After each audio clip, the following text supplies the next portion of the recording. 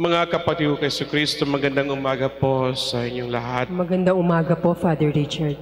Miyerkules ng Oktaba ng Pasko, na kung saan ipinagpapatuloy natin ang pagninilay tungkol sa karanasan ng mga apostol, disipulo ng Panginoon, ukol sa kanyang muling pagkabuhay at ang mga turo ng ating Panginoon bago pa lamang siya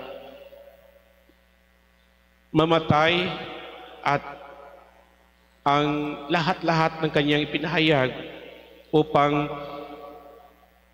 maramdaman at mapagnilayan, mapagbulay-bulayan ang katotohanan tungkol sa misteryo paskwal ng ating Panginoong Hesukristo. Marami sa atin ang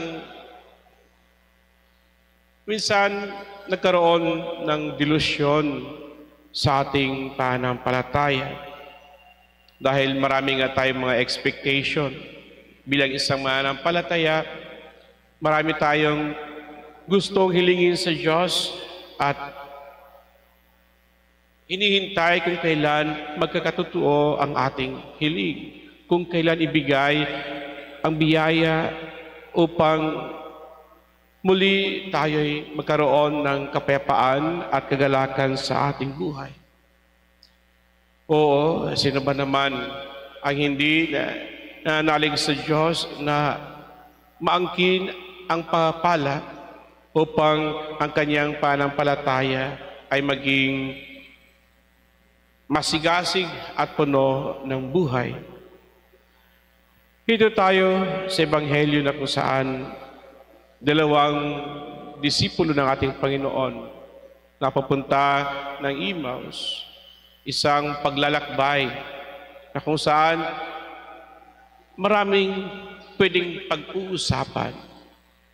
Ngunit dahilan nga sa nakita nila naranasan ang kamatayan ng Panginoon at ang kanyang pagbata sa Jerusalem, na para bang nawawalan sila ng pag-asa.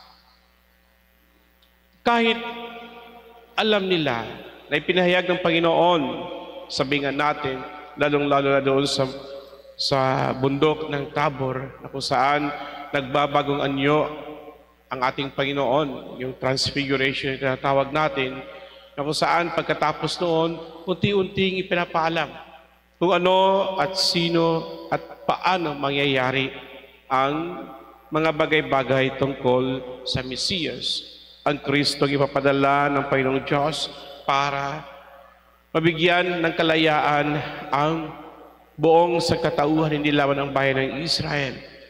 Ngunit maraming nag-iisip dahilan sa katulad ni David, ni Moises at iba pang mga patriarka na nagbigay kalayaan sa bayan ng Israel mula sa pagkalipin nito sa ilalim ng mga makapangyarihang kaharian. At alam naman natin, katulad natin, wala tayong ibang inaasahan na ang darating na leader, pangulo sa ating bayan, sa ating bansa, ay magbibigay sa atin ng kalayaan mula sa takot sa ating pamumuhay sa araw-araw, magbigay sa atin ng kaginhawahan sa ating pamumuhay. Ayaw nating ang isang leader na pipiliin natin ay magbibigay o magdulot sa atin ng masigit pang perwisyo sa buhay natin. At gusto rin nila ganito dapat ang mangyari pagkatapos makilala nila si Jesus. Dahil alam naman natin na ipakita ng Panginoon ang kanyang magandang kalooban, kabutihan, ang kanyang pagbibigay sa mga nangangailangan, kaginhawahan sa mga may karamdaman, at pagbibigay ng pagkain sa mga taong nagugutom at tubig sa mga nauuhaw. Sa Panginoong Yesus, andoon ang lahat para maging isang leader, para maging isang katulad ni David na binuhusan ng langis para maging pangulo ng bayan ng Israel bilang isang Kristo na magpalaya sa Israel mula sa pagkalipin sa mga makapangyarihang kaharian. Ngunit lahat ay nahulog sa kawalan ang kanilang mga pinapangarap at pinag-iisip tungkol kay Jesus sa taga Nazaret dahil nakita nila kung paano hinayaan ng ating Panginoong Jesucristo ang kanyang sarili na pasakitan, ipako sa krus at mamatay doon. At nakalimutan nila ang isa pang pangako ng Panginoon. Isa pang pahayag ng mabuting balita, ang kanyang muling pagkabuhay pagkatapos ng 3 araw na siya'y mamamatay.